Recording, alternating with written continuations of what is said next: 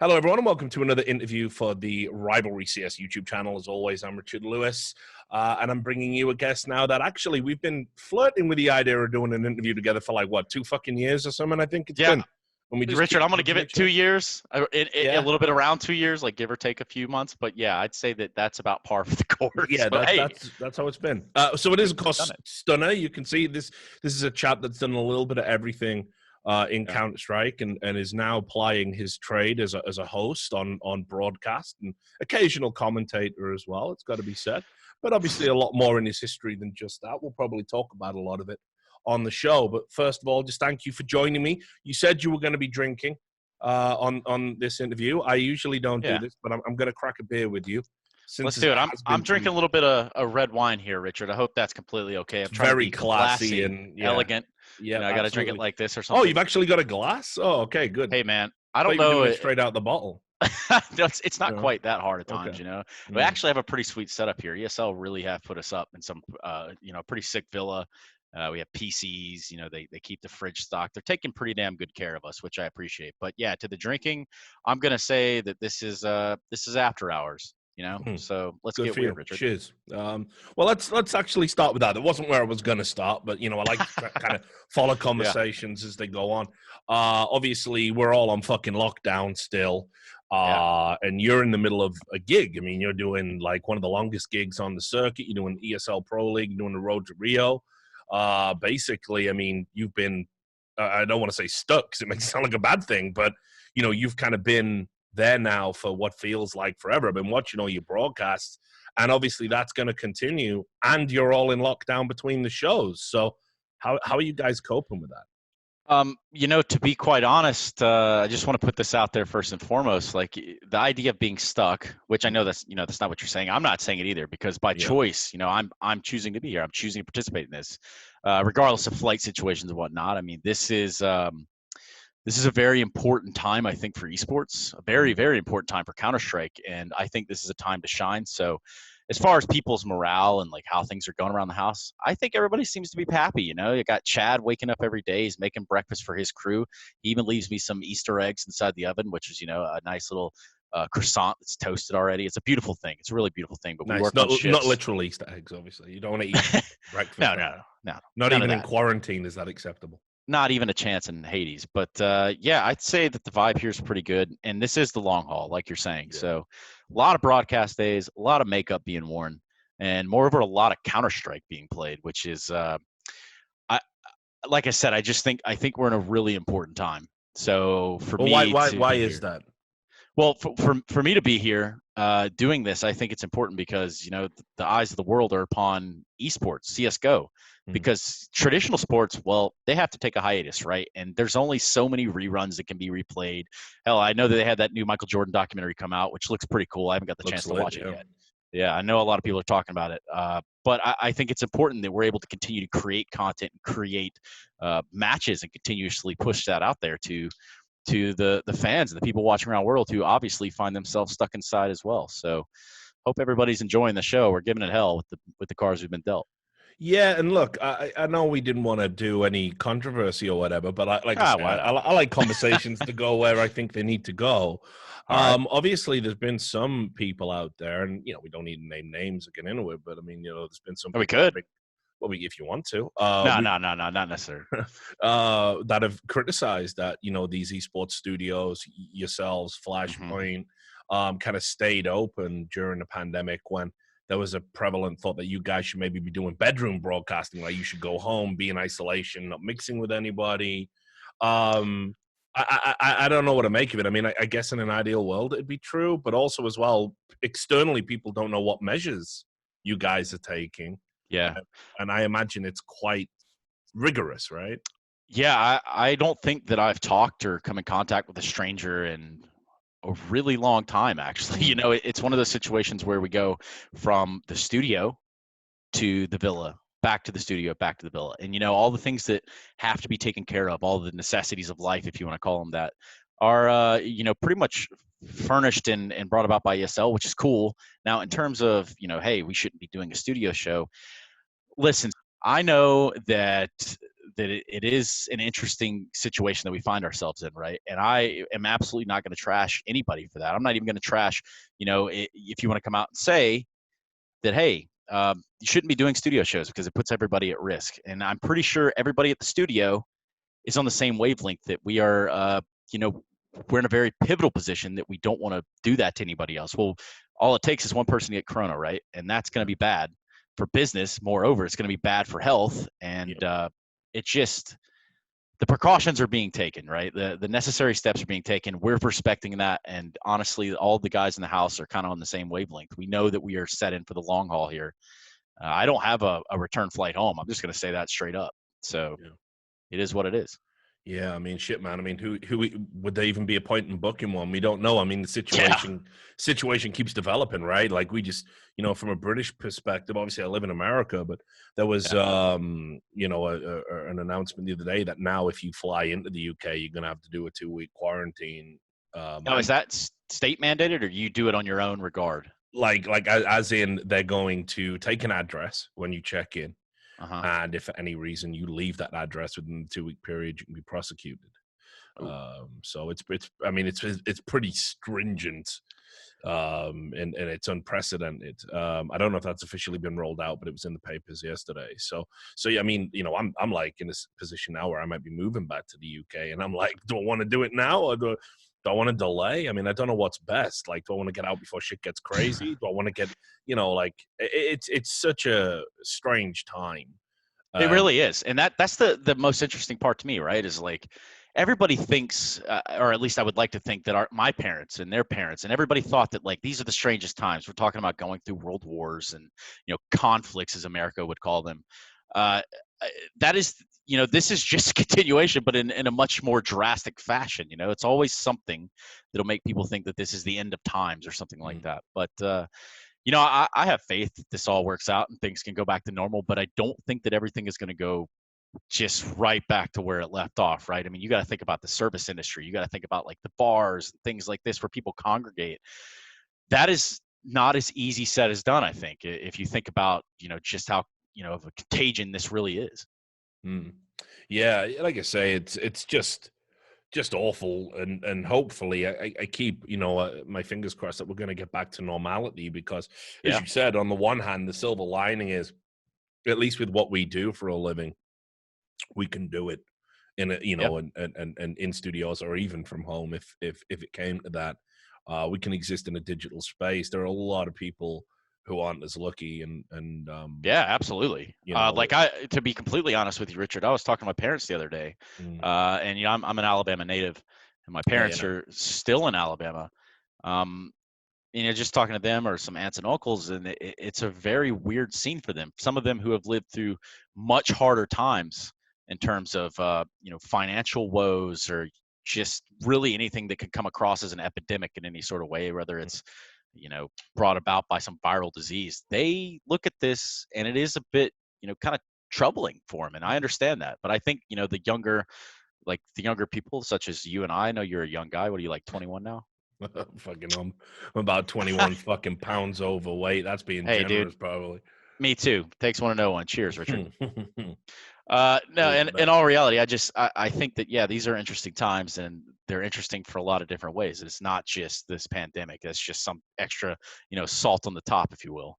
Yeah, it's like I say, it is crazy. I'm glad that you guys, are safe and everything, and that's always been, something I was kind of worried about. I was really worried for the Flashpoint guys too, and when they were doing it, because you get stuck in this broadcast situation. I mean, the players especially. Because, there were players who were out there who were like, well, are we doing it online? Nope, we're not doing that now. So we're playing from hotel. They were still out there all this time. It was an online tournament in that sense, but it wasn't. Those guys were away from home for all of that time period with all this uncertainty flying around. All the broadcast staff was, what a headache. I mean, and potential depressing time for everybody, cooped up indoors. And I get that there is, a large majority of people, myself included, that want to know when this ends or runs its course, but it's just not that easy. We're dealing with something that none of us have ever dealt with before, much less the scientists. Right? And it has to be taken at a surface level and a moment by moment type thing. So It's a weird one, man. But I think that this is doing wonders for esports in a way. And then on the other side of it, it's like, yeah, it is kind of sad. In Katowice, obviously we didn't have a crowd. That was Yeah, very, tough one. very sad to deliver this message. I never thought I would in a million light years have to even kind of craft and say out loud. So Yeah, I yeah, forgot that was you actually. Yeah, shit. Yeah. awkward, man. Yeah. And I tried to handle as best I could, given the couple of rounds I had to put together something to say. But it's still just weird, and Mm. we'll get past it. I have faith that humanity, if you will move on. So let's get to what I was going to start with. So we have been, as I said, on and off doing an interview for 2 years. And I think a part of the reason for that is, well, first of all, you don't do a lot of interviews, but you did say specifically you were kind of a little bit, apprehensive about maybe doing, a long form interview. So I really wanted to pick your Yeah. brains about why that was, because, at this point, you're part of the furniture on the average Counter-Strike broadcast. You've got hundreds, probably thousands now of broadcast hours under your belt. So why is it you're still evasive when it comes to this kind of content and doing interviews? Well, evasive. Yeah, I guess that's an appropriate word to use for that. Now I'm But just yeah, kind of you ran off baffled. into the fucking woods and went camping. And you think that's why we didn't do an interview? No problem, Richard. Here's the thing, Rich. I know that's a Duncan line. Shout out to my friend and Duncan Shields. Well, I'm sure we'll talk about him at some point. But yeah, it's not as much as being evasive, and I absolutely don't have a whole lot of problems sharing my private life. It's just more so that I see screen time day in and day out, right? And you've said 1,000 hours, whatever, right? Like thousands of hours logged within the broadcast unit, and that's one side of it. Now on the other side of it, like, okay, cool, I'm on camera a lot of my life now, almost every day, and then maybe I don't have to be on camera after that, which I do love to. I love sitting down talking with you. I love the idea of projecting myself out there more, but it's just not. It's not something that I put a high priority on. So really and truly, I guess I would do it more, but there's some things I like to keep for myself. I have to give a stage presence, if you will. And, if you saturate the market too much, people are going to get tired of you. And I don't think that that's necessarily healthy either. Yeah, I think there's an element of truth in that. But I mean, you come from a very different background to a lot of us in esports. Obviously, served in the military. Not a lot of us have done that. I nearly did. I went to university instead because I didn't get in the Royal Marines. I failed the medical for that. What were you? What was the job you were going for, if you don't mind me asking? Oh, so sort of our Royal Marines. This was in shit. When must have been 2000, 99, 2000. Oh, the years before it all really popped the fuck off. Yeah. Huh? So yeah, because I'm that fucking old. And Boomer. basically, I had a friend that was my best friend who sadly passed away in Iraq. He was joining the Royal Marines, and I wanted to like sign up with him. Royal Marines is like a big deal for us. It's like a sort of an elite level kind of unit. It's like kind of one down from like the SES and SBS and that kind of stuff. And very, very tough. I could handle all the physical components because I was a unit back then, but I failed on like lung capacity, which obviously when you're an aquatic unit, that's one area they're not going to fudge the numbers on. If you're one burpee short of a fucking, and you've met all the other criteria to get in, then they're probably going to let you through. But with lung capacity, it wasn't. So I was offered an infantry position in a unit called the Green Howards, which my uncle had served in, and I would have been stationed in Ireland. Probably dealing with car bombs and all sorts of fucking crazy shit. So I said, you know what? Maybe I will go through clearing, which is when you join universities that didn't have enough students join to fill. And that's how I basically didn't end up in the military. But that was something, I'm from a military family. It was sort of, my kind of like predestined course in life if I hadn't have gone to university, because no one in my family had done that. So there's like I think people like you certainly haven't done it, but also just the kind of person that comes from that kind of background where that's like an expectation, is a very different person to the average person that ends up in esports broadcasting, right?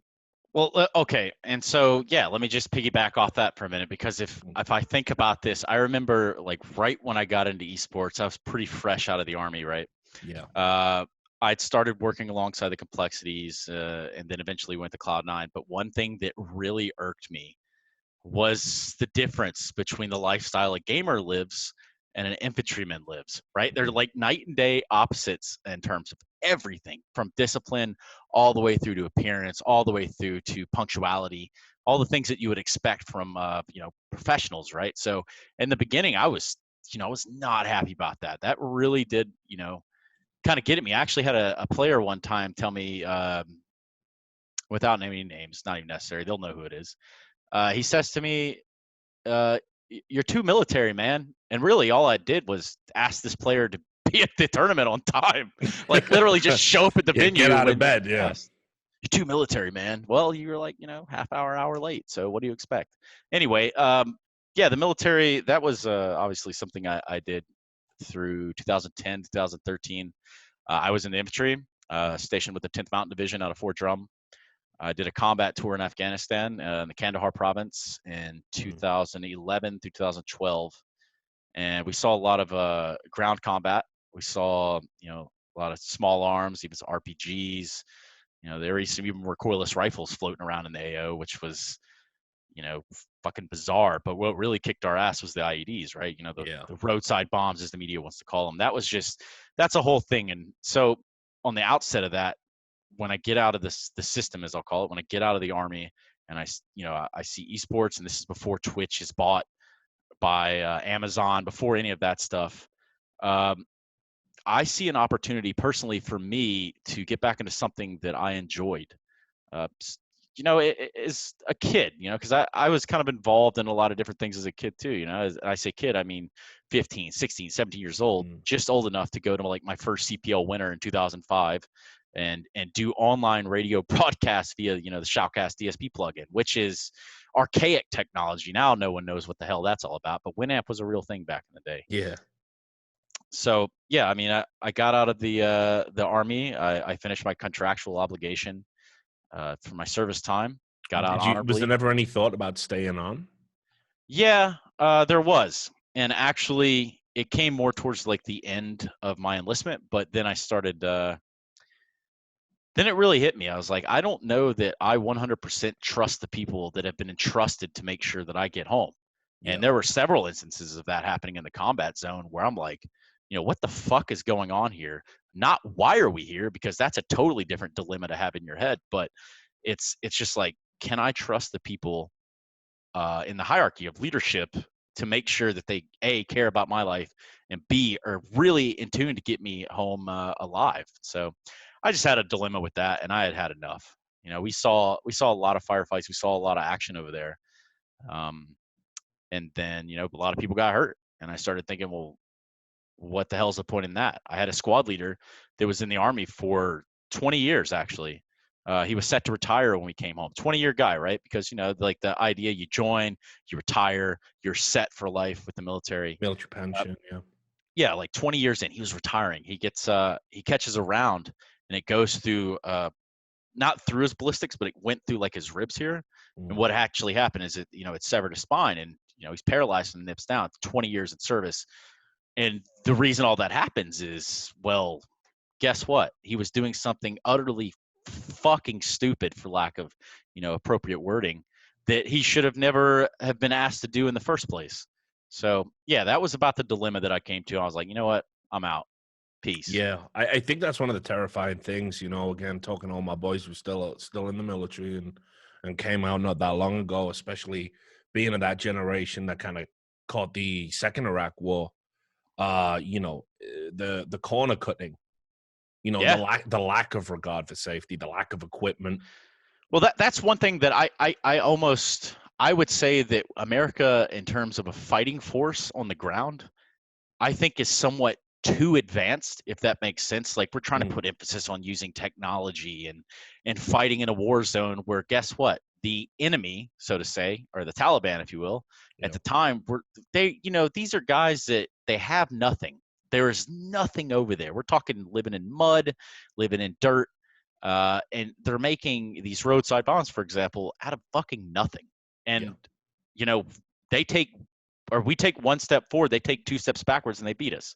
So, like, really, who's winning that? I almost feel as though, and this is going to be a strong one, but I'll throw it out there for you, Richard. I almost feel as though that Afghanistan is my era's Vietnam, if you will, in a pretty shitty kind of way. No, listen, I don't think that's strong at all. I think the fact that you just have to look at how hard it's been to, extricate forces from that region, and like you say, they're kind of the sheer number of people who were coming back, not just in coffins, but being wounded, and having fundamental life changes and disabilities as a result of it. Not to mention some of the chemical exposure and stuff that went on out there. Well, the chemical exposure, I'd put it like, I wouldn't say that was like huge. There were obviously like depleted uranium rounds. We were asked about that sort of stuff, but it was the IEDs that really chewed us in half, man. We lost, oh my God, we lost either to, being dismembered, losing limbs, to losing their lives. We lost several people in our deployment. And I had my first patrol outside the wire, might have been my second one. My boy Fitzgerald and I. Fitzgerald's from Georgia. I'm from Alabama. Right when I got to the unit, we had a lot in common. We got on this patrol, and we do the first thing that they tell us not to do, which is what our lieutenant told us to do: go inside of a compound. Yep. Okay. Guess what? We've been in the compound for hours. We're leaving. This place is where the Taliban has been creating these roadside bombs or IEDs, and our sappers are there. They're going to blow the whole place up. Just fuck it. Just get it out. On our way out, I turn to my boy Fitzgerald and I say, okay, let's move. I was joking, we were fucking around or whatever. I take a couple steps, and then there's a loud pop. And, I'm pretty green to the combat zone at this point, and I really took a second or two to register what the fuck happened. And I look to I would have turned back right, and I see the dog, which is like a K9 because we had dog units. I see the dog actually stand up and shake as if, like, a dog is washing. It's going to shake the water off to try to get it off its fur. Well, it was doing that with dust because of the IED that went off. So I'm thinking, okay, well, the dog or the dog handler, somebody stepped on IED. Dust settles. It's actually my boy Fitzgerald. He stepped on IED and it blew his leg off. And that was a pretty big deal. Like, he was one of the first casualties, I think the first casualty in our unit, and albeit was my best friend, is my best friend still. I talked to him today earlier. And he just, he didn't die. I could go descriptive details. How's he holding up? He's good. It actually kind of worked out in the weird sort of way because he lost his leg. I think Obama and Michelle Obama came in to visit him in the hospital and stuff. All that's fine, but his wife was pregnant before we left. So it actually worked out that, he gets to see his child be born and kind of go through those motions. But obviously he's dealing with phantom pains and things that I can't imagine with. Yeah. So it's a really fucked situation to sit there and watch things like that. But that was when I realized, like, oh shit, it's not so much that this is real in terms of I can be hurt or killed. It's more so real that I'm just sat there and watched my best friend, who didn't die, but he's out of the fight. It'd be like a teammate being completely out of a round of Counter-Strike, and then they're never coming back, even if they're not dead. They're just out of the game. So yeah, it's fuck shit, really. What about again, you can tell me to shut the fuck up. I'm all right with it, cool. But you know me, I got my own stories, let's say. Were you ever worried when you came out and you went from something where the stakes are literally life and death? You come into esports, life and death it ain't, and you're carrying these memories, these experiences. I mean, were you ever cognizant of things like trauma, anxiety, depression? Oh yeah, I've definitely dealt with my demons, or I continue to deal with them, but it's something where, like, you either sort of, like, if you're out in the field, you have to adapt and overcome, right? Like, as a human, I want to survive. And if I'm going to survive, I can't let these things just continuously beat down on me. So I have to actively try. Now, the real answer to this is that esports, right from the get-go, was kind of my, I don't want to say calling, but it was my way to go back to what I knew that was familiar. So I've gone through a couple of those sort of episodes, if you will. Like I've battled that in a couple different ways. And it's just something I've kind of accepted. My sleep schedule is always going to be fucked up. My my tolerance for like weird loud noises is it has its moments. I won't lie, I've seen you. I mean, like, that's a normal thing Really? for combat vets. Oh. Yeah, I think we did an strange. event and the fucking firework went off. Like you pick up on these things. I've been around it with my family. Happens, Yeah. Hey, like, so ain't no fucking shame in it, dude. Like, I'm glad I never have to know what it's like to know when you hear something like that. You got to hit the fucking floor, right? Well, when I look at it too, I'm thinking, okay, the things I went through, there was some pretty horrible shit that went on out in Afghanistan. I look at the other side of it and I just revert back to, okay, the greatest generation, if you will, the World War II generations, especially the World War Ones. Any of this sort of barbaric fighting that went on in the past certainly dealt with more than I have. And that to me is a sense of grounding because I respect the hell out of those guys. I've been to Normandy 3 times. Just this past time, I went with my uncle and my pops, and we went to the anniversary, the 75th anniversary. But I have immense respect for those people who put way more out on the line than say we did, given our current stature as the United States Army. Right? Things were different back then. Yeah, for sure. Obviously, feelings are valid when people go through shit like that. I'm glad that you say that esports kind of helped you return to normality in a way, because I think one of the things that people don't realize about a lot of us, and this is one thing we do have in common, we might not all be servicemen, or we might not all even be like, working class guys from working class backgrounds. A lot of us definitely don't fit that archetype. But you never hear about how esports helps people, kind of find a purpose within something that they really enjoy. And, the media never picks up on that story. People don't talk about it often enough. So I think it's interesting that you talk about the structure. Yeah, go on. Let me pause you right there with that too, because just to tie that into what I was saying earlier about how this is an important time for CSGO and esports, that's the same type of vibes that the people that are, kind of home stricken because of this COVID shit. They're watching us, and this is, everybody has some sort of escapism, it almost feels like. But if CSGO is yours, if esports is yours, this is an important time for us to do the best that we can possibly do. And I think that is a little bit of a testament to what you're saying there in terms of esports helps people. I've always said it does. I think, it's got its bad areas. There's no doubt about that. There's a lot of people that come in and are looking to exploit naive young people. A lot of lies get told. I'm sure you've been victim to that. Even somebody with your life experience having come. Richard, I've heard a couple whoppers in my day. I'll tell you that. Yeah. Well, anything you want to elaborate on, if you can? Not quite yet. Not quite yet. We'll get there. We're waiting for the book to come out. Eh? Yeah. So I'm doing this whole esports thing where it's like we're gonna write a book. I'm gonna write it in English. It's gonna be in Alabama English, so we don't know who's gonna be able to read it, but damn sure get it done. No, I'm kidding. I ain't gonna be writing a book. Just make sure if you do have it. I mean, like, you might be a lifer, me and Duncan throw that term around for esports. He thinks I'm a lifer. I've been threatening to get out for fucking 10 years. It feels like forever. But you might be a lifer, but if not, make sure you get everyone on the way out, right? Make sure you don't take any secrets with you, because man, there are some fucked up individuals that get away with fucked up shit. There are some, esports is not just, hey, this is the stream, we turn it on, these teams play, that's all. There are a lot of, back channel, like, politics that go on, who knows who's fucking who. Like, it's pretty strange on the backside of esports, but I think I've learned, I've been around for a while now. Like, I think I've learned that, like, stay away from the drama shit. And I think that's another reason that, not that I was apprehensive to come and talk to you, but it's more so that, why rock the boat, if I don't have to. And I get that totally.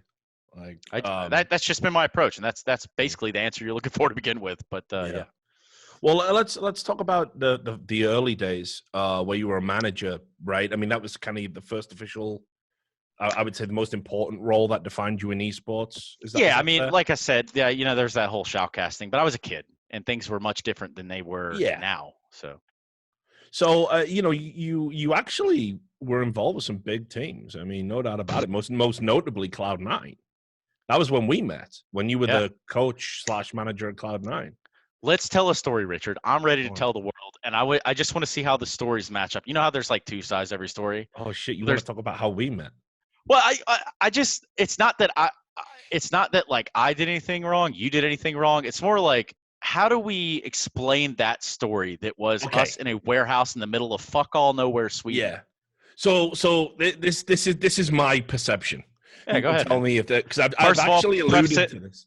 Preface it with this. I got love for you, brother. So yeah, same dog. Like fucking mate, no hard feelings. That's ancient fucking history.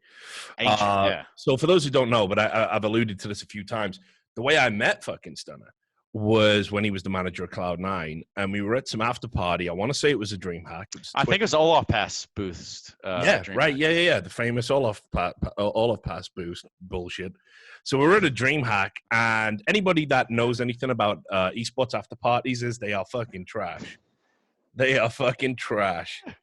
Every now and then, it's like 1 out of 10. Yeah, 1 out of 10, 1 out of 5. You know. Yeah, like you get the occasional good one, but generally it's they throw a bunch of fucking people in a room. They promise a free bar, but then they can never deliver.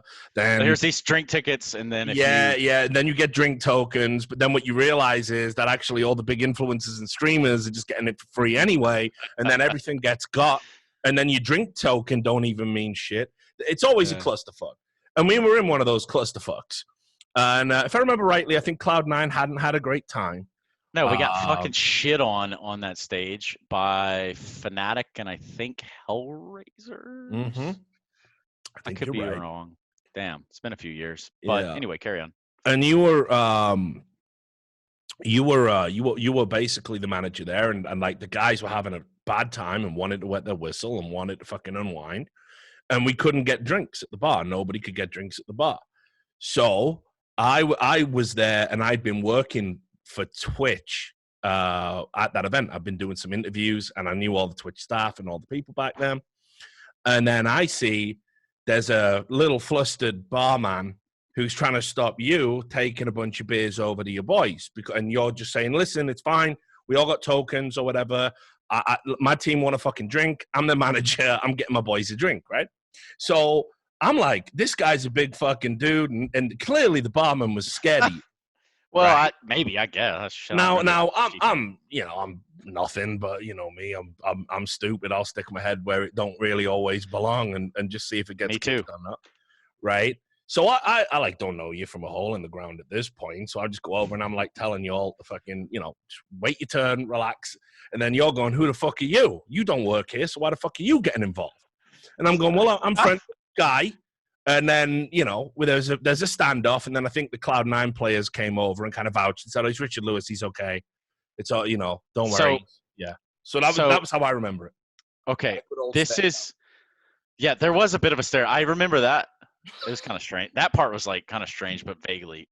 What actually happened from our end is I wasn't taking beers. Right. In fact, I don't even think I had drink tokens. We already had beers, but being the Alabama, I guess, white trash, whatever the fuck you want to call me, being that guy, they gave us hot beer because they're trying to keep up with this surplus of drunk gamers. Right. So they had brought us beer and they were really hot. And then I was standing next to the bar. I noticed like, hey, there's beers in this cooler with this, this bartender, and she seemed cool and was okay with the idea of us switching them out. And then midway through that, all this shit starts popping off.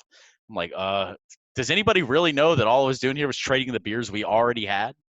So I don't think that part was ever, expressed, so to say. But that's what was going on. So either way, bygones be bygones. Yeah, of course, man. It was a good way to meet.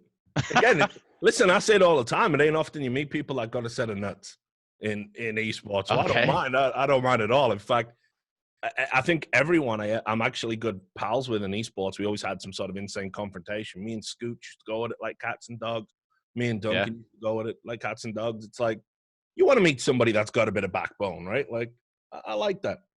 In a world where we're surrounded by, gamers, and a lot of them tend to be introverted. A lot of them tend to be, you're not, very well cultured to the outside world, if you don't mind me saying, if that makes the most sense. But they just don't have that personable skill. I do appreciate the fact that orgs have made a lot of these players go through media training and things like that to at least present themselves in a certain way. But that only goes so far, and that's for on the camera. We're talking about outside the camera, and it's just personality versus personality, right? So either way, there was no damage done. I thought that, that was what, DreamHack Winter 2014. Yeah, it's And 2014, yeah. Ship sailed. It is what it Yeah, is. who gives a I fuck? don't think there were any hard feelings then.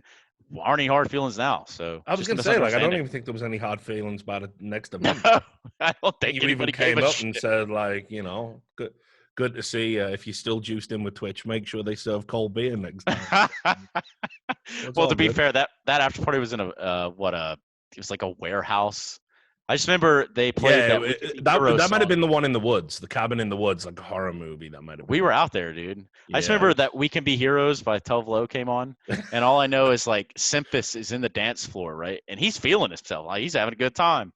But that when was Homeboy, that was Semphis. Did he still have the long hair back then? Why'd he cut it by then?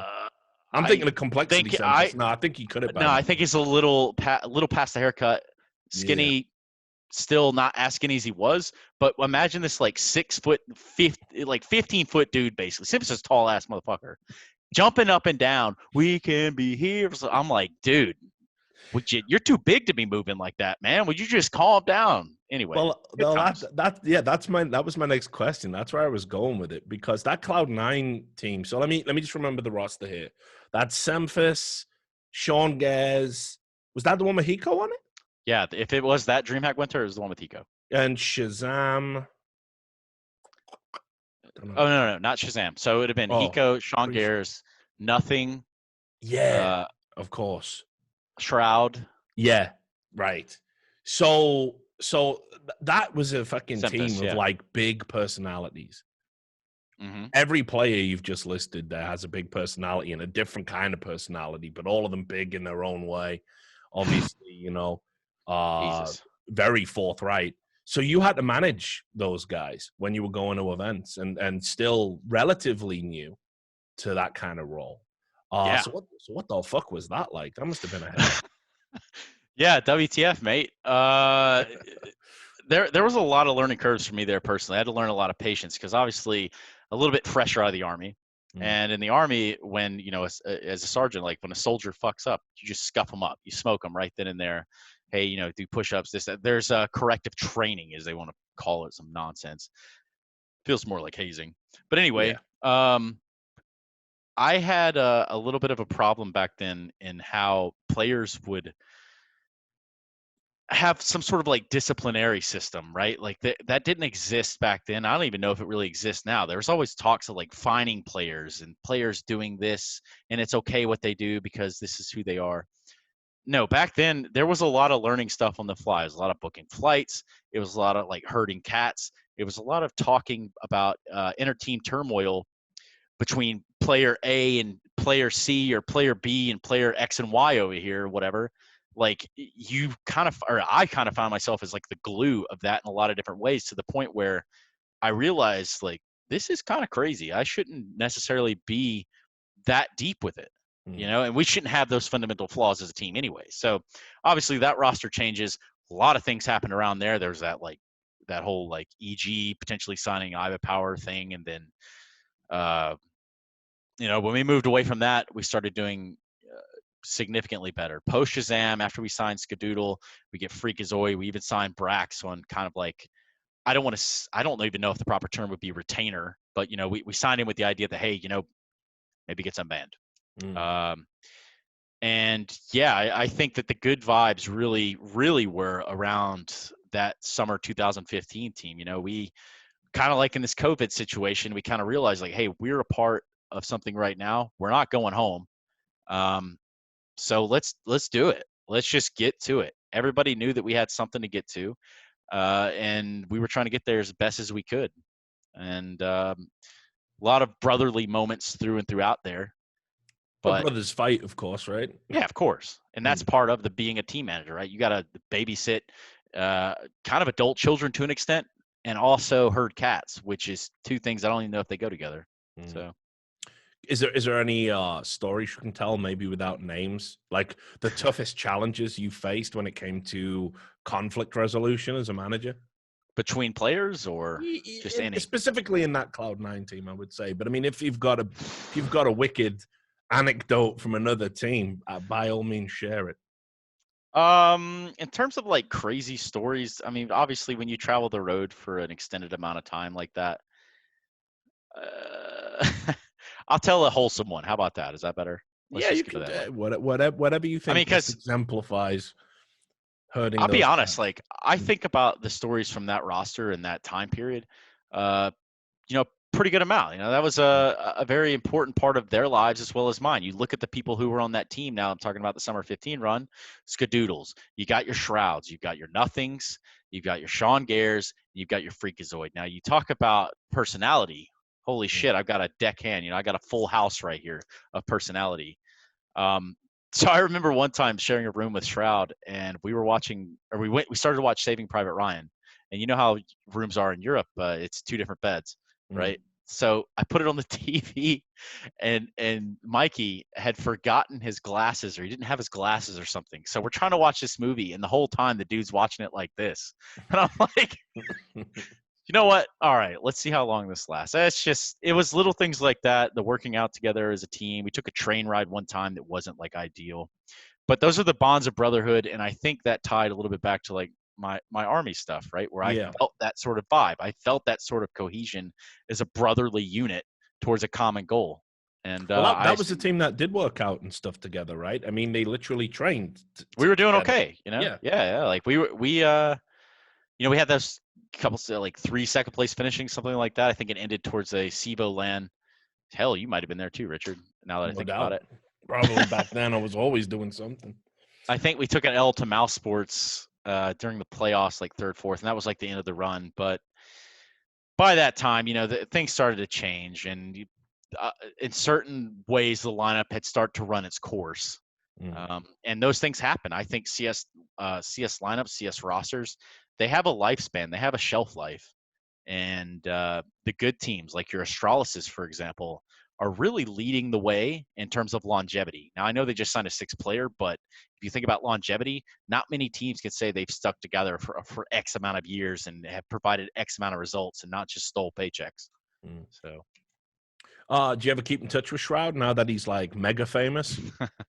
Yeah, actually, we were texting the other day, and it wasn't too long ago. I went and stayed down there at his and Skadoodle's place down in California for a couple nights, in between events. I was like, hey guys, what's up? Shroud's house, real nice. Big fan of that place.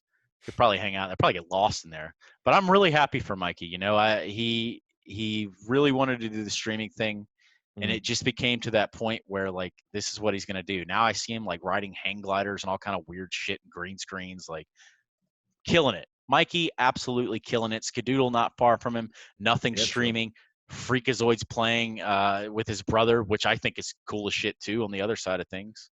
So yeah, I always felt those guys, and again, you might have a little bit of insight into this because listen, me and Duncan used to bang on those guys every fucking week because I remember actually. Oh, I'm sure you probably thought we were a right pair of cunts. You still might secretly think that, but I don't think that. No. But the reality was, from a player perspective, I think those were the 2 players that really kind of flattered to deceive. They were the ones that they would have these like breakout series, typically when it was online, and you'd be like, okay, this is their time. They're gonna make it at this next LAN if they perform like that. And then with Skadoodle, I think. I don't know if it was a confidence issue or something. He never seemed to hit the ceiling, with the exception of Boston, of course. He never seemed to hit the ceiling I always thought he could have got to watching him develop as a player. And with Shroud especially, it wasn't that Shroud played bad at LAN, because that's not true. But it was that he had star player billing and never quite got to that level. And I used to say on the show, even when we were banging him, it's like, listen, maybe those guys should go and be streamers. And I think they'd be happier, and I think they'd be better for it. I was amazed, actually, that they both stuck it out for as long as they did. I guess that means they really, really wanted to win some of those big trophies. Yeah, and this when I look at those periods of their play, and when I look at just like how that has all transpired over the years, it is a strange thing to think about. I mean, obviously, Skadoodle goes on to win the major with Cloud9. really with nobody that he started on the team with, if I think about this. Yeah. So, he stuck that out. He said he saw it all the way through to the major, and, he's got his own way of going about things now that that's all done. He's moved on from competitive Counter-Strike for the time being, maybe fucking pro Valorant player. I don't really know what's going on there. Surely that's in the works if I had to guess. Yeah. But these guys, I think there's a lot of red tape that happens to those type of situations, if you will. And I think that there's a lot of things that are somewhat out of control of who you would quote as the people in charge, Richard. So we'll leave it at that. You then, after being with Cloud9 for all that time, you ended up being in GX, which is a team that hold on. Okay, yeah. So the GX thing with Dazed, yeah, okay, yeah, Garrett, go ahead. Yeah, I mean, again, is that okay? There's no, like, I'm not digging up crazy skeletons or anything here. Because, all my skeletons are, like, right over there, so it's fine. Yeah. They're good. They're chilling so right that there. was obviously the former ibuypower, that the former ibuypower guys. And obviously by this point, the scandal had happened and those guys were, essentially banned from all Valve events. So you were over there working with those guys as a manager. So I wanted to ask you about that. I mean, whether or not you had any reservations, because up until that point in your career, you're former military guy, very straight shooter, nothing untoward going on in your life and your career. And suddenly you find yourself alongside these players that, while you knew them, they were in a very different phase of their career to where they were when you first met them and were facing a big reputational hit. So were you worried at all about working with these guys? I'm going to be very honest with you and upfront with you. While I guess the titles say that, managing part and doing stuff for GX, I really don't even have 100% confidence in telling you I was a manager of this GX project. Right. Just because it was just my involvement. It wasn't necessarily there. I had some stuff going on the other side of things. The vibe in the camp was, hey guys, we kind of had this fairy tale thing happen where we all, kind of got banned, and now we have a chance at resurgence.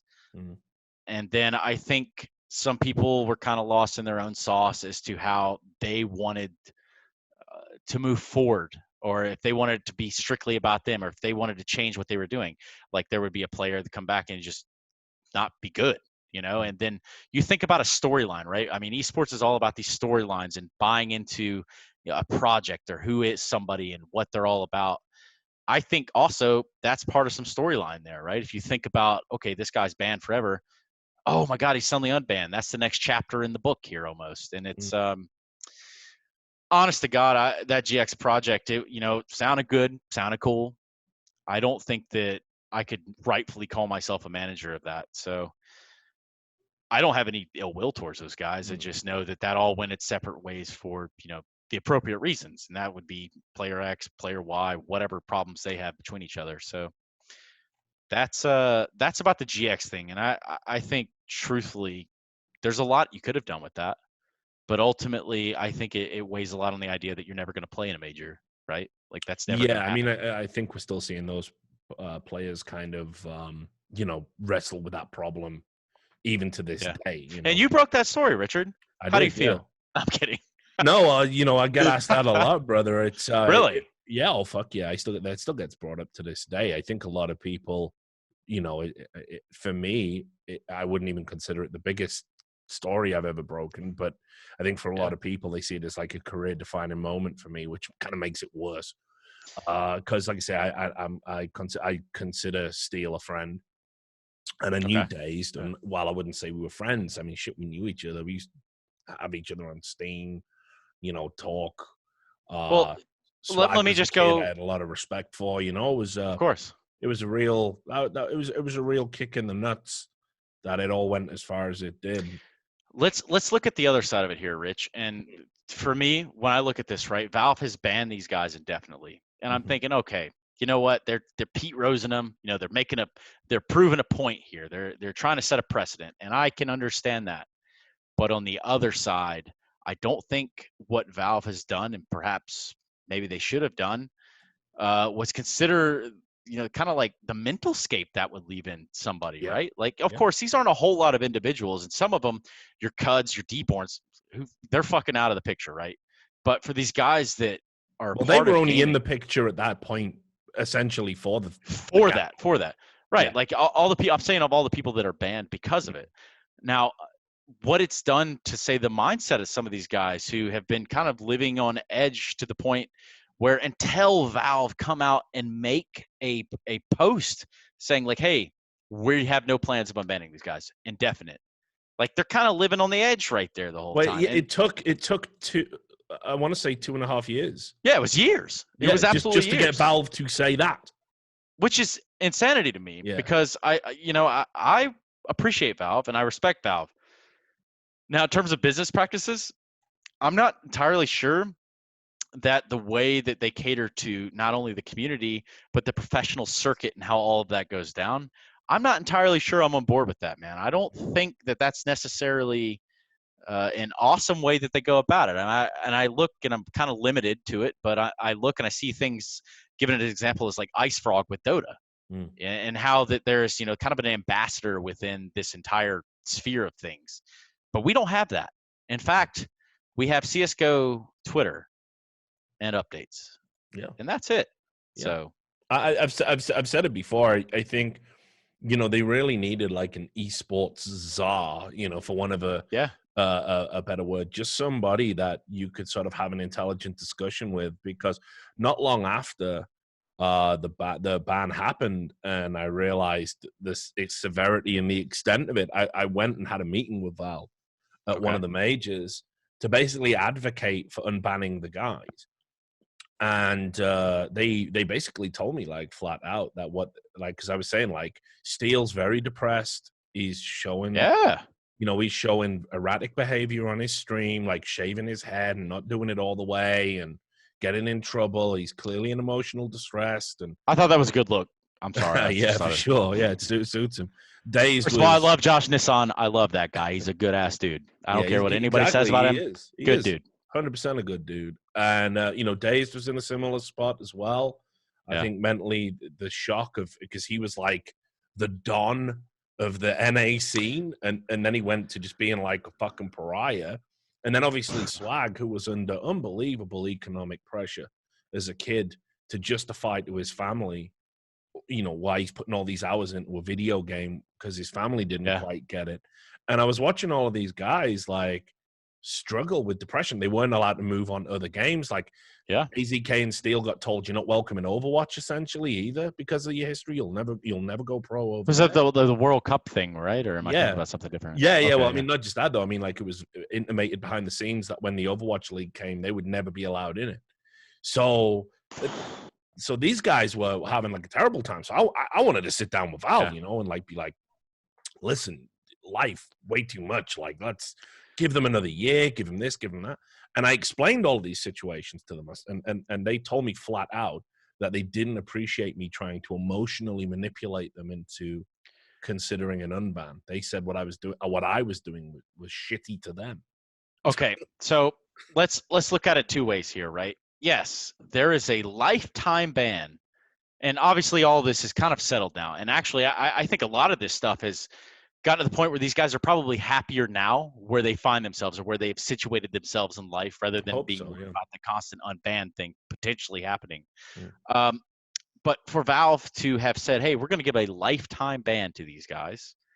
And basically a prison sentence forever.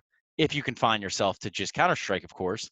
But these guys, a lot of them, like Brax, for example, playing with T1, he's going to go, he's in Valorant doing his thing. I have no question in my mind that if there's somebody that is eager as, say, him, AZK, to get back in the competitive sphere of things, then that's how they're going to do it. And I don't think that it's at all justified that you say a lifetime ban for something that, might as well have murdered somebody. I think that's kind of crazy.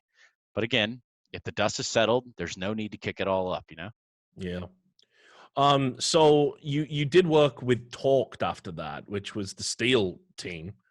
Was that another situation where you were not very hands-on?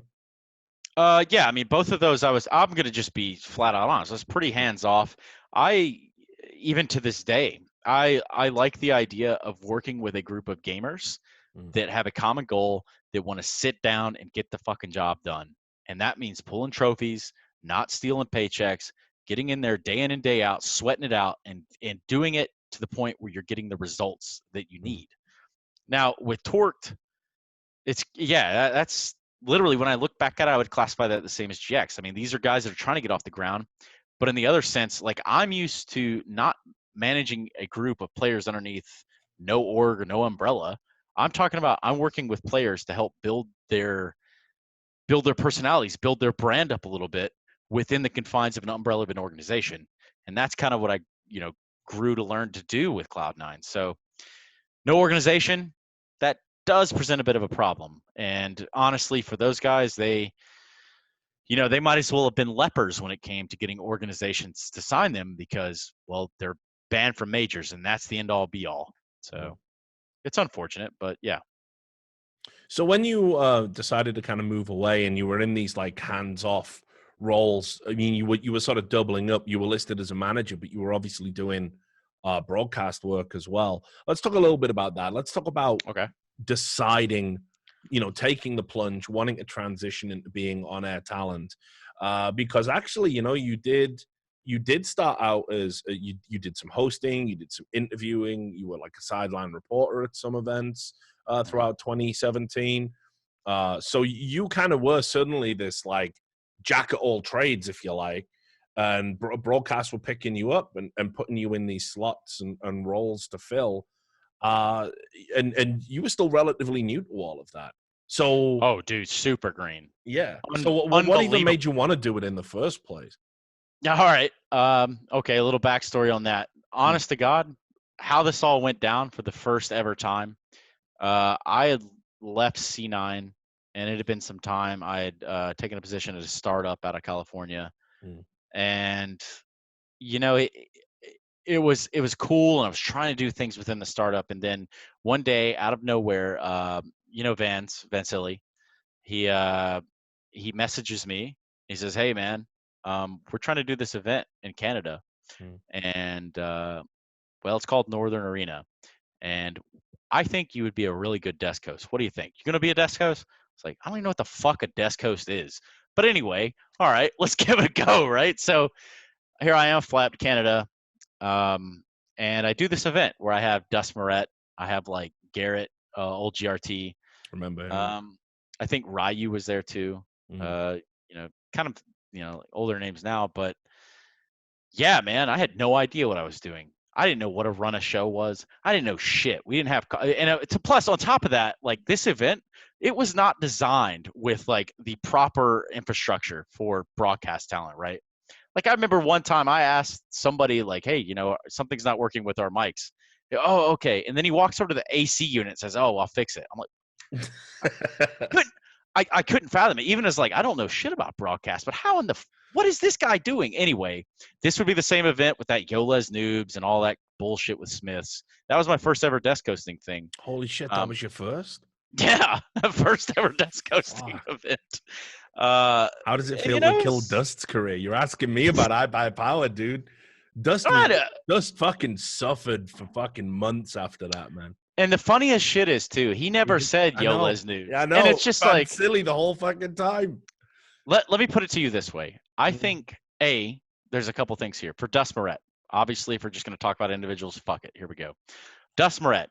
He is from about 45 minutes, 30 minutes away from where I grew up in Alabama. So really pretty close proximity. So we have that in common. And I think that this is a guy that does his extreme research, right? This is a type of guy that will have a Word doc on literally every team, and he will keep it up to date. He's always there with all of the statistics and numbers and every bit of that you can think of. But in that notion, when it came to that event and that thing happened, I'm like, shit, bro. I mean, you were already kind of tipping the scales in terms of timelines. Like, people were already hating on Smiths, and then you just unfortunately have picked up this Kappa sign, and now the whole world hates you. You've got Simple. He's just on stream berating the shit out of you. Who's he fuck? Who is he? Who the fuck is he pig? Oh, fuck. I'm just like, Jesus Christ, like it's just wasting my man here. But that was a strange thing, and I think Dust puts in the proper work. But in a way, I almost just label him as like the bad luck Brian of esports, if you will. Yeah. Yeah, I mean, like he is like he's back now though. I mean, like obviously we've been doing the whole No Majors Club stuff together. So me and Dust, we've always been like, friends. Yeah. But yeah, he's back now because I think he's finally hit that point, and I think everyone needs to get to this point where you just don't give a fuck anymore. Because like I was gonna say it. The bad I was stuff's gonna happened. say it, man. The bad stuff's happened. Yeah. Like yeah. Well, honestly, we did a pro league season not too long ago in LA, and I just as soon as we opened the show, I just immediately I'm like, "Yo, Les," and he doesn't like that. Like he doesn't like it. And I understand it. Like, okay, cool. This whole like black hole that is kind of sucked you in. You don't want to be any part of that. You don't want to be associated with that. You want it to be gone effectively. But on the other side of it, if you really don't give a fuck, embrace it. And now, I mean, obviously, I don't see Smiths doing anything but playing a little bit of Overwatch here and there, or not Overwatch, but Valorant. Get them confused all the time. But yeah, it's just like, dude, you've got to embrace these things and either A, show a little humility, or B, like overcome it and try to like top it somehow. But I don't really know how you top like the whole Kappa thing. Yikes. Yeah. So anyway, back to you. Me. So you're honing this craft. You're finding it, weird, but what were you doing to kind of fit in and improve? Did you think it was going to be something you were going to be able to do, long term, or was it like, fuck it, I'll try this and see what happens at the end of the day? Bit of extra money, no pressure. Well, I'll be completely honest when I say that I didn't think about the money, like, because honestly, I had no idea, like talent rates. I didn't have any clue, and I know that like a Northern Arena was never going to set the precedent for that, right? And I think the event after that I did was one of the first Mountain Dew lands down in California. But either way, like I just figured like, okay, this is kind of fun. It also continues to tie me back into the things that I was doing before the Army, which was like, when I was in high school, like Shoutcast and Winamp and like playing music and talking post-match interviews with the complexity lineup that was Fraud, Warden, Sunman, Trip, like Storm, like that's I kind of saw it as that. I was like, you know what? Maybe this could be a thing. So before I know it, I just keep getting asked to go to places. I'm like, well, I don't really know why you guys have picked me, but shit, all right, let's give it a go. And I really do think that back then you would have had to taken a lot of faith, because there were a lot of ridiculously bad segments. If I watch now, I'd probably puke, Richard. I'll be honest with you, man. There's some Listen, we all got to fucking start somewhere. I can't even remember what my actually, that's a lie. My first event I was hosting for fucking StarCraft, dog. I never played a fucking serious competitive game of StarCraft in my life. Yeah. I've never played a game of StarCraft, so you already got one up on me. Well, I had to review it back when I was a game reviewer. So I played like 2 games online, got like probe rushed or something, like literally fucking probed, honestly. Got fucked. And then just never went back to it. And then suddenly I was hosting StarCraft events with the biggest talent and the most knowledgeable talent in the scene. And I had to intelligently do questions. And these were I was told I would never be big enough to host Counter-Strike. And StarCraft was kind of on the downslope at that point when I started doing it. So, yeah, I mean, fuck, dude, I know what it's like to be sort of. Well, dude, Eleague, you fucking crushed it over at Eleague, man. And as an American, when I see that on broadcast, I'm like, okay, I would have been sitting somewhere at home in Alabama, like the bowling alley, for example, just wasn't really there. But this shit would come on television. I'm like, oh, that's Richard Lewis. That's the whole crew here. Like, oh, this is kind of cool. But yeah, man, I think that was a really big thing. And honestly, I've got mad props, respect to you. You went in there, got the job done. And I think what Eleague was back then, I know they don't touch a lot of Counter-Strike, if any, now. I think that was a good period in terms of, hey, here's CS. We're the real deal. Look at us on TBS. Yeah, it was definitely a big deal for everybody. I mean, I'm kind of same as you. I was like apprehensive about whether or not I'd be good enough, and I knew American TV was a big step up, and whether or not I'd be able to do it. And I had a good team of people around me, and I got some pep talks from like some of the real motherfuckers, like Ernie Johnson and stuff like that. So Dude, the funniest bit of your whole time with Eleague, I think. the Shaq Yeah. roast. No, that was one thing. Like, yeah, that right. was fucking all right, Duncan, you crazy motherfucker. He's a wild. It's this. It's the part that I've heard a couple times about them asking Yanko to plug the U.S. Air Force, and it's just like, oh, dude, I don't even know if can you imagine that story. Like, holy shit! It's like I couldn't even believe it when it was happening. I mean, because what you have to understand as well is, so there's a whole history with that. Because I don't know if we ever told you about this, but like, so when we were coming up with talent, I had input initially for the first run of shows we did, because you were working there full time, right? Like, you were really. I was the only full-time employee, and these suits and broadcast people didn't know who the fuck was going to be good and who could work with each other. The only thing that we knew is we were partnered with Face It, so it was a given we were going to have James and DDK. But they were like saying, we want your input, and can you make some sizzle reels and some highlights and stuff for us so we can get a feel and a flavor for it. And as we were going through, I was like, Yanko's like legit, he's a great analyst, and he needs to be, at our events. And we were coming into the major, and they just said, there's no fucking way, his accent is way too thick. And I'm going, fuck that noise. Like, I'm so sick of you Americans, where a guy's speaking perfect English, but because he has an accent, you put subtitles on the fucking screen. Like, I was railing at them. I was railing at them and telling them, like, he's going to be big. The community love him, blah, blah, blah. So I was like fighting for him. Thorin said, like, when we did that major in Atlanta in the Fox Theater, he said, like, I won't be coming back if Yanko's not here. So, factor that into your decisions.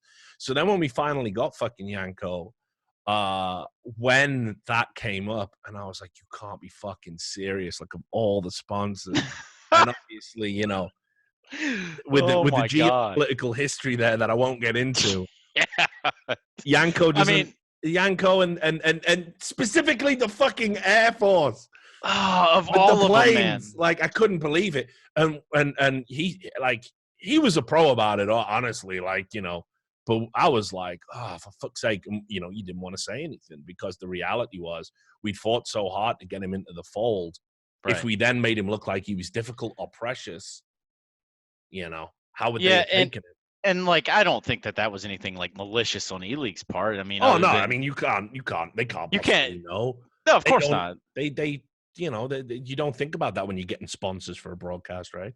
No, of course not. Let me just check with the talent to see if there's any sort of like if there's major beef, wars, or bombings. You just don't think about that, right? So. You guys got to look at America's resume in terms of fucking shit up across the world, and we have done a pretty damn good job of that over the past. That is 100% true. Century.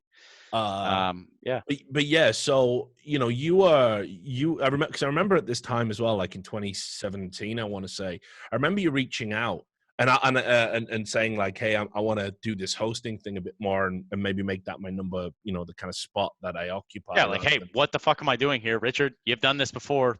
Hell. Well, so this was the thing, though, because I don't mind saying this, because, I'm like you, I'm a pretty straight shooter. I did have my, I really liked you as an interviewer, like 100%. I thought the way that you didn't have that fear factor, that famous clip of like just pushing that fucking food away and stuff. I'll never live that shit down, Richard. Never. No, but like it's better than what I've got, right? Like, I'm fucking known for supposedly choking a guy. Like, so. Well, then why did you do it, Richard? No, why did I do it? Like, what an asshole. But you had that, like, you weren't intimidated, you weren't fazed, you were happy to get in the crowd. I thought you had a very affable way with you. So I was like looking at you, and it was very hard for me to think of you in any other role but that, because I thought that's where you excelled. So when you started doing the hosting thing, I wasn't 100% convinced that could be the role that you occupied, especially because, Machine was there. Exactly. Like, I wouldn't even have blamed you that in the first place, because like I said, you could watch back some of those things that I've done in the past, and they are not fucking pretty, man. They are not pretty. And again, I don't know if that's like on me. Probably, actually, it is on me. What the fuck am I saying? It's 100% on me for not, relatively crafting around that. But the reality, Richard, is I imagine we've shared this producer at some point. But I had a producer tell me one time, just be like I'm just gonna just be like Machine. Just be more like Machine. And I started to think about it. I was like, first If of all, anyone said that to me, I'd fucking flip the table. Like, truth be told, hire him, you know? I didn't even know Alex when this dude was telling me this. I'm like, well, shit, I got to go like do my homework or something. But no, I mean, then I realized like longevity wise, that's not how you're going to make a mainstay. That's not how you're going to be someone that sticks around if you are, quote unquote, one-on-one copying people and how they do things. I would say that a lot of like in the beginning of the things that like, yeah, I saw some influence from Alex and, all the other, you could look at like Red Eyes, even you, Richard, like whoever, it doesn't really matter. When I start to look research of it, I was like, I'm not really like any of these guys, as a person. And so if I go on stream and I give this fake ass, facade that I can't keep up, then like what is the longevity of what I'm trying to do here, right? I did the first 3 weeks at Eleague speaking with a fucking American accent. That's pretty cool. Can People you do it now? That. I took fucking lessons. In American accents. Yeah, with a vocal coach Wow. to break down my English, the more broad parts of my English speaking. Yeah. Because I was terrified that I was gonna have the fucking subtitles. And let's be real, like I'm a Welsh Northeast hybrid. That I'm probably more difficult to understand to the average American than Yanko. Let me try to imitate that for a second because I watched Peaky Blinders one time. Oh my god. Mr. Churchill would like to have a word with you, or something like that. That sounded like Belfast, so not bad. That's Ireland. Well, I guess it was those guys that saved. Anyway, long story short, yeah. Yeah, but I mean, so I know you were like kind of working and trying hard, and I think it was a role that you started to nail, and you did do it differently to the other hosts that were out there. I was more buttoned down sports broadcast with a little bit of playful banter in there. I think Machine was more kind of very there's no way of framing it because like me and Alex, we don't get along anymore. But you guys aren't best buds. No, so I'm. Well, man, hold on. Let me go wake him up right now. Hold on. He wouldn't want to talk to me. Fine. So I'm trying, to put this in a way, but I think he is a lot more. It's like being a TV presenter for like almost like a game show in a way. He's very big and bombastic with his personality, and he looks to like kind of every conversation has like a real nice valid pop point to it. So me and him do have a different style of approaching it. You have this other style which is kind of neither. So I wanted to kind of pick your brains about that, like kind of finding your voice as a host and like a method to the madness type thing. Yeah. Well, how do you do it? How do you not copy other people? How do you find a unique style? Well, I think if you listen to any of my mixtapes and some of the raps I put out in the past, no, I'm kidding. I was just listening to you before we went live. So oh yeah, don't quit the fucking day job. Yeah, I won't. Jesus Christ, it's rough. No, I think, having grown up in Alabama, like there's a big emphasis on like football and collegiate football, even more so, and baseball. I remember growing up watching the Braves win the World Series over the Yankees in like 95 or 96 or some shit. I'm like a child, but it's like memories of what the announcers are saying during these times is one thing. Those are your hype moments, right? Those are the moments that people make clips out of, montages out of. But when I look at the big picture of it, I'm like, well, guess what? I've also grown up watching like an ESPN, if you will.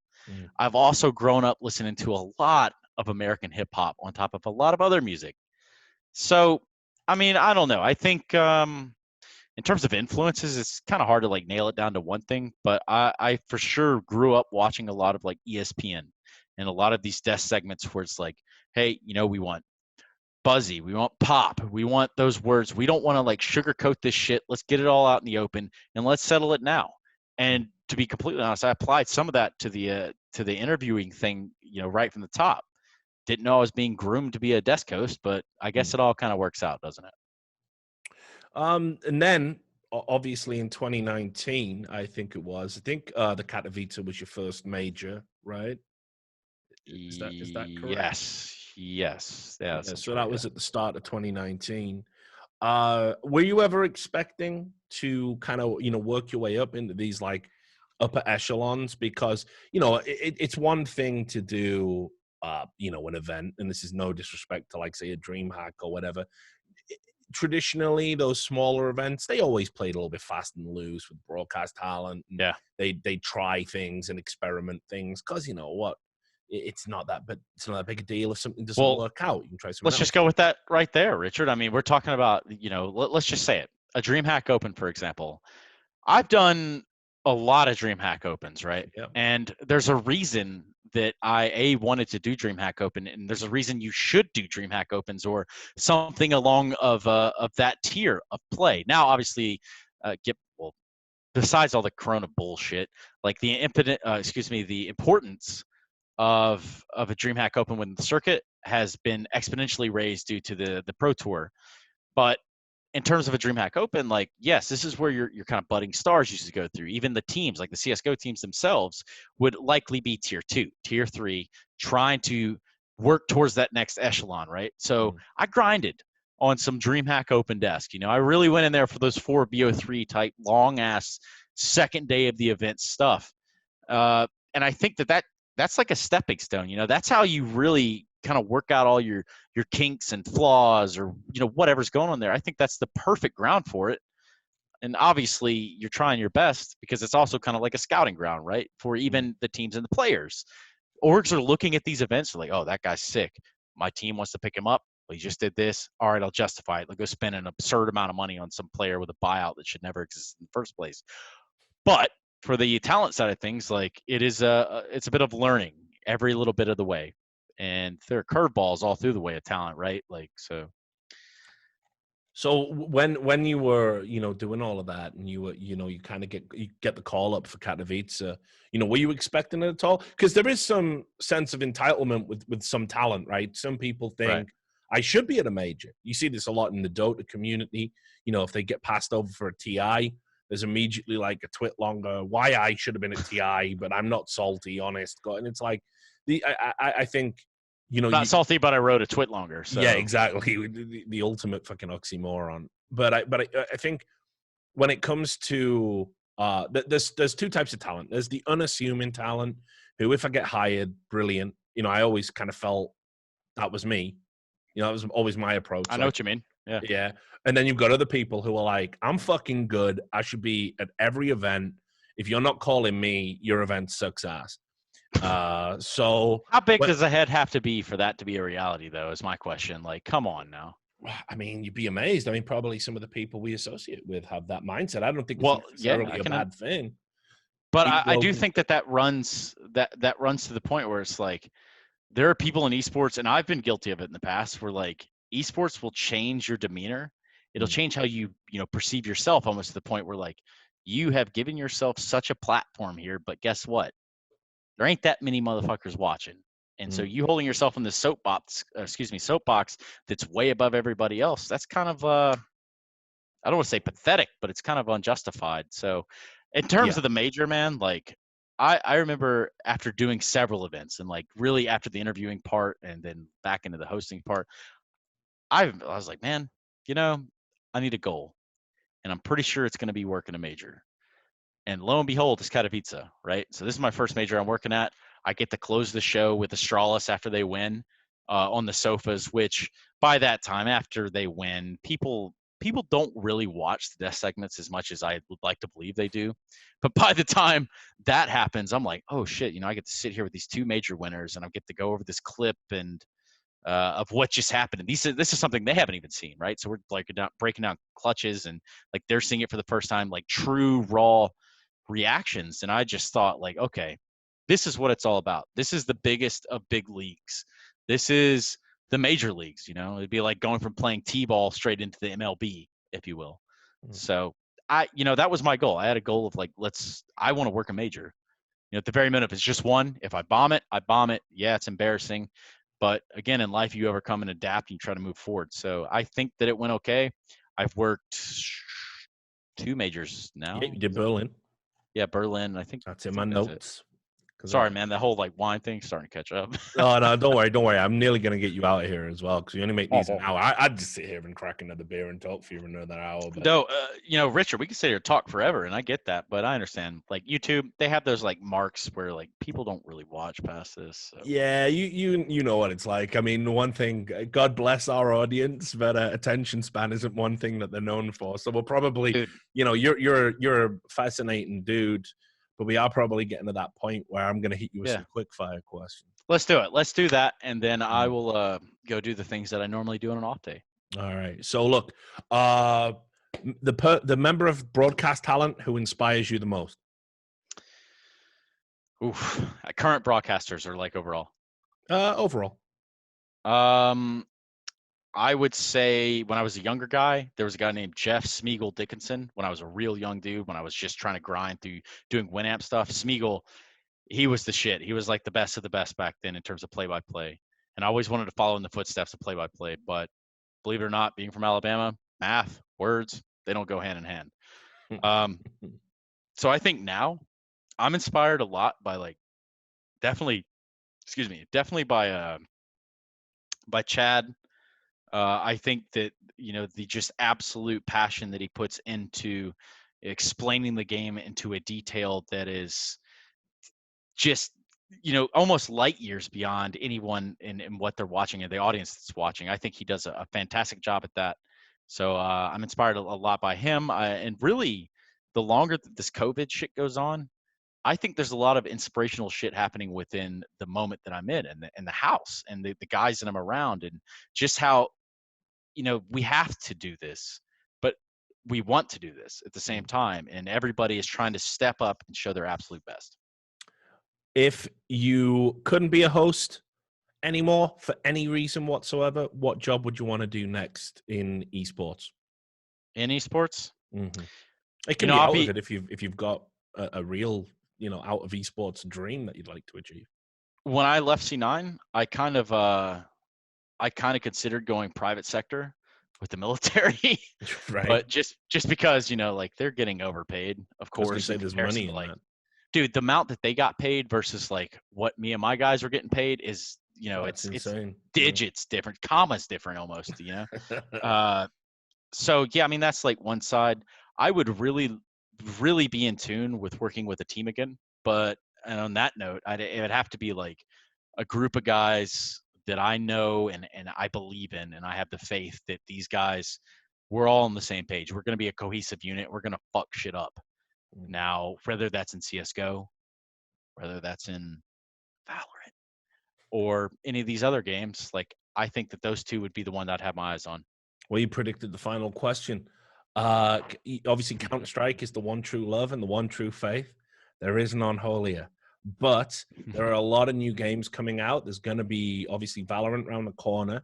There's other titles that have esports potential.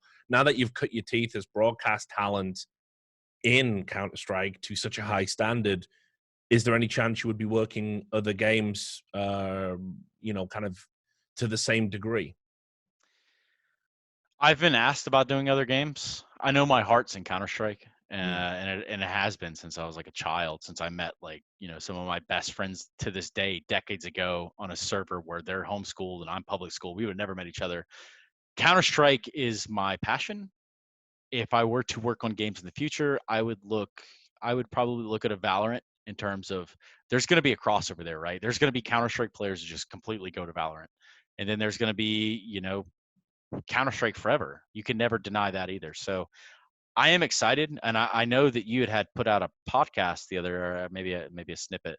It was about how good Valorant is for CS:GO, and I can echo that because I think it is, regardless of who's working on what, regardless of Sal Volcano and this blah blah blah. I'm saying that it's good for a reason that is it provides competition, and it's going to force Valve hopefully to not just realize they have a game that's more than generational and legacy. This is a game that they need to stay on top of and continue to nurture, or otherwise a game like Valorant is going to come in and just, it's going to set a new precedent, a new standard, and Valve are just sleeping on it the whole time. So it would have to be like if I left my current job, sorry to kind of circle back around, I would go 100%. I would love to manage a team again, the right team though. Okay. It had to be the right guys.